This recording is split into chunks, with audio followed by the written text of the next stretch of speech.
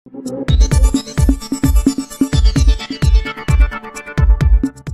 વિસ્તારમાંથી સોનગઢમાં ગેરકાયદેસર અને બેફામ વ્યાજ વસૂલતા વ્યાજખોરોનો આતંક હવે સીમા વટાવી ગયો છે. ગરીબ પરિવારો પર 10% લઈને 25% સુધીનું જીવલેણ વ્યાજ થોપીને તેમને પાયમાલ કરવામાં આવી રહ્યાની ચોંકાવનારી વિગતો સામે આવી છે. સોનગઢમાં વ્યાજખોરોનો આતંક, ગરીબ પરિવારો પર જીવલેણ વ્યાજનો બોજ, પોલીસ દરવાજે ન્યાયની આશા. સોનગઢ વિસ્તારમાં ગેરકાયદેસર અને બેફામ વ્યાજ વસૂલતા વ્યાજખોરોનો ત્રાસ સીમા વટાવી ગયો હોવાની ચોંકાવનારી વિગતો સામે આવી છે. અહીં 10%થી લઈને 25% સુધીનું જીવલેણ વ્યાજ વસૂલવામાં આવતું હોવાના ગંભીર આક્ષેપો સાથે કેટલાક પીડિત પરિવારો ન્યાયની ગુહાર લગાવી રહ્યા છે. રાકેશ કુંભાર પોતાના 4 બાળકો, વિધવા બહેન અને માતા સાથે અત્યંત લાચાર અને દયનીય હાલતમાં જીવન વિતાવી રહ્યા છે. રમેશ ગઢવી, નારાયણભાઈ અને ગણેશનગરમાં રહેતી મનીષાના પિતા પ્રકાશભાઈ દ્વારા 10%થી 20% સુધીનું ઊંચું વ્યાજ વસૂલવામાં આવી રહ્યું હોવાનું સામે આવ્યું છે. એટલું જ નહીં, વ્યાજ પડાવ્યા બાદ ઘરે જઈને જાનથી મારી નાખવાની ધમકીઓ પણ આપવામાં આવી રહી છે. અવતાર રેસિડેન્સીમાં રહેતા અક્ષય વડર દ્વારા 25% જેટલું વધતું વ્યાજ વસૂલવામાં આવતું હોવાના પણ ગંભીર આક્ષેપો થયા છે. ઘર છોડવા મજબૂર બન્યો ગરીબ પરિવાર. માટલા બનાવવાનો વ્યવસાય કરતા એક શ્રમિક ગરીબ પરિવાર વ્યાજખોરોના આતંકથી એટલો હચમચી ગયો હતો કે તેમને ડરના મારે ઘર ખાલી કરીને ભાગી જવું પડ્યું હતું. સમાજના આગેવાનોએ હિંમત દાખવીને આ તમામ પરિવારોને સુરક્ષિત રીતે તેમના ઘરે પરત લાવ્યા હતા અને તેમની સાથે તેમનો સાથ આપી સોનગઢ પોલીસ સ્ટેશનમાં સત્તાવાર ફરિયાદ નોંધાવી હતી. પોલીસ દ્વારા યોગ્ય હિંમત અને ભરોસો અપાવતા હવે આ પીડિત પરિવારને ન્યાય મળવાની અને કસૂરવાર વ્યાજખોરો સામે સખત કાર્યવાહી થવાની પ્રબળ આશા જાગી છે. પોલીસ તપાસ અને નાગરિકો માટે અપીલ. આ સમગ્ર માર્કેટિંગ અને પઠાણી ઉઘરાણી પાછળ ઊંડાણપૂર્વક અને વ્યવસ્થિત પોલીસ તપાસ કરવામાં આવે તો આ વ્યાજખોરોના 20 ચક્રોનો ભોગ બનેલા અન્ય ઘણા ગુપ્ત ચહેરાઓ અને નામો પણ બહાર આવે તેવી પૂરેપૂરી સંભાવના છે. જો તમે કે તમારા પરિચિતમાંથી કોઈ પણ આ પ્રકારના વ્યાજખોરોની હિંસા કે ત્રાસનો ભોગ બન્યા હો તો વિના સંકોચે સોનગઢ પોલીસનો સંપર્ક કરવા ખાસ અનુરોધ કરવામાં આવ્યો છે. મારા મહેનતના પૈસા છે. તારા મહેનતના પૈસા છે. અંતર કોઈ યાદ કે ફૂકટ મોપો આપેલો છે. તારો બાપે વ્યાજ દીધેલો. 10% પૈસાનો યાદ દીધેલો છે. 10%નો આપેલો છે નહીં યાદ આપેલો. વ્યાજ આપેલો છે. મારા પાસે સબૂત છે એના મોબાઈલમાં. ચાલ યાર એ મારા પાસે સબૂત છે. આજુ મિયા પ્રકાશ હા એ તો છે. આ કેન્સર અને મરીઝ તારા લીધે મેં આત્મહત્યા કરેલી. હા તું પૈસા લઈને આવી ગયો ને એટલે આત્મહત્યા કરેલી મેં. હા મેં મારા એટલે મારું એ સીટ લીધેલું. તું એનો જમીદાર છે. ચાલ રેકોર્ડિંગ બતાવ. ચાલ રેકોર્ડિંગ બતાવ.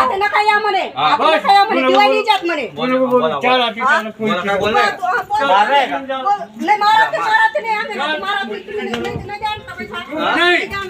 એ તો મેં કાઢ્યું હોય રેકોર્ડ તારો પૈસા લેવાના છે અમે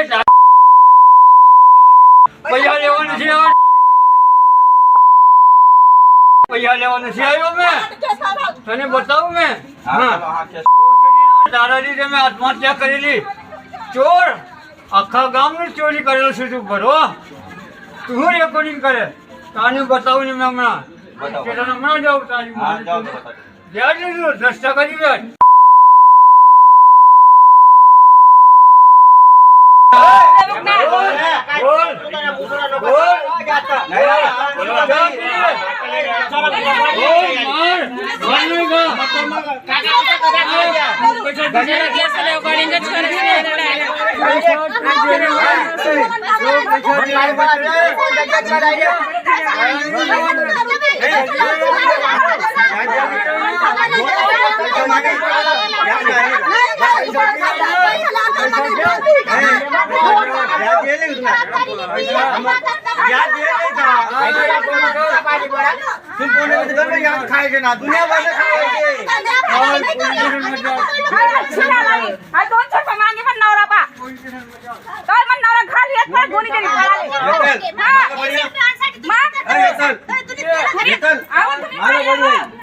આપનું નામ? રાકેશભાઈ રમેશભાઈ કુંભાર. ગામ સોનગઢ જ. કેટલા લોકો છે તમારા ઘરમાં? મારા ઘરમાં 4 છોકરા છે, અમે 2 જણ છે. અને તમારા બેન મમ્મી અને બેન છે આતે. બરાબર. રાકેશભાઈ શું ઘટના થયેલી? મારા ઉપર લોકોને વ્યાજનો મેં પૈસા લીધેલા લોકો પાસેથી. વ્યાજનો 2 વર્ષથી મેં પૈસા ચૂકવી દીધા અને એના પૈસા આપી બી દીધા તો બી મારા ઉપર લોકો હેરાન કરીને મને માર ધમકી આપતા છે. આ લોકો કેવી ધમકી આપતા છે? કે તને મેં મને પૈયા નહીં મળેલો તો મેં તમને મારી નાખું એમ કે મારઝોડ કરીને એમ પૈયા મેં ઓછું કરી લેવું એમ કે તમારા પાસેથી. તો કોની પાસે પૈસા દીધા? પહેલા કોની પાસે લીધેલા? પહેલા મેં રમેશભાઈ ગઢવીને નામ પર લીધેલા. રમેશ ગઢવી. રવિ ક્યાં રહે? એ રમજા પાર્કમાં રહે. હા, કેટલા લીધેલા? એના પાસેથી મેં 2 લાખ રૂપિયા લીધેલા સાહેબ. તો તમે એને કેટલા ચૂકવ્યા? એને મેં ચુકાઈ દીધા. મેં કમસે કમ વ્યાજ 2.5 લાખ રૂપિયા આપી દીધેલા છે. અને એ તો બી મારા પાસે પૈયા માંગતા છે. મારે ઘર મકાન બધું વેચી મેં એ લોકોને વ્યાજ હાથે મેં પૈયા આપી દીધેલા છે. 2 લાખ રૂપિયા એને મુદ્દલ રકમ હતી એ બી આપી દીધેલા છે. તો બી પૈસા માંગતા? તો બી પૈસા પછી બીજા માંગતા કોના છે. પાસે લીધા? બીજા મેં પેલો આપલો એ ગંગાબેન આપલો એ સોરી નારાયણભાઈ પાસે લીધેલા છે. એના પાસેથી મેં 70,000 રૂપિયા લીધેલા હતા. એને 70,000 મેં 2 વર્ષથી વ્યાજ ચૂકવતો હતો. 20% વ્યાજ ચૂકવતો હતો મેં એના પાસે. પછી હજુ બી પૈસા હજુ બી પૈસા મારા પાસે કાઢતા છે. એ તો મારા પાસે 2 લાખ રૂપિયા માંગતા છે અત્યારે હાલમાં.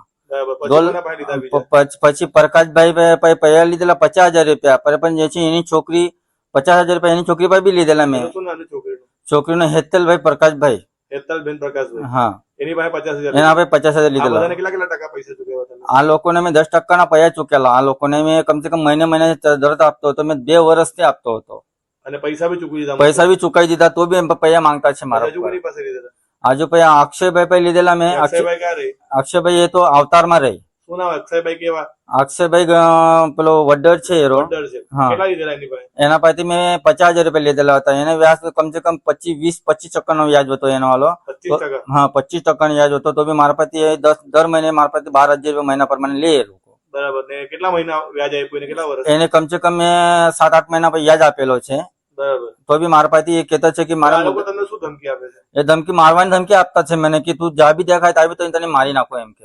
હવે એના પુરાવા છે તમારી પાસે? મારા પાસે પુરાવા રહેતા તો મેડમ મેં ક્યારનો મેં પોલીસ સ્ટેશનમાં જઈ હતો. પણ મારા પાસે પુરાવા નહીં. મારા પાસે બધા રોકડા પૈયા લઈ જતો હતો. ફોન પર બધા પૈયા. રોકડા લેતા હતા? હા, અને ફોન પે પર મારેલા છે સાહેબ એને લોકોને. બરાબર છે. હવે આ લોકો કોઈ તમને ધમકી આપવા આવ્યું હોય અહીંયા એવું તેવું કે? હા, ધમકી આપેલી છે. મારા પાસે રેકોર્ડિંગ છે સાહેબ. મેં હા મારે આજે એક જણ આવેલો. પોલીસમાં ફરિયાદ આપી? પોલીસમાં ફરિયાદ આપી મેં. પોલીસ તમને સારો સહકાર આપે? હા, આપતે છે સાહેબ. મેં પોલીસે કીધું કે તમને ન્યાય અપાવીશું? હા, પોલીસને કીધું મને કે ન્યાય આપો ને આપી દેવા એમ કે તમે ન્યાય. વ્યાજખોરો પર કાર્યવાહી કરવાનું? હા, કીધું કે કીધું.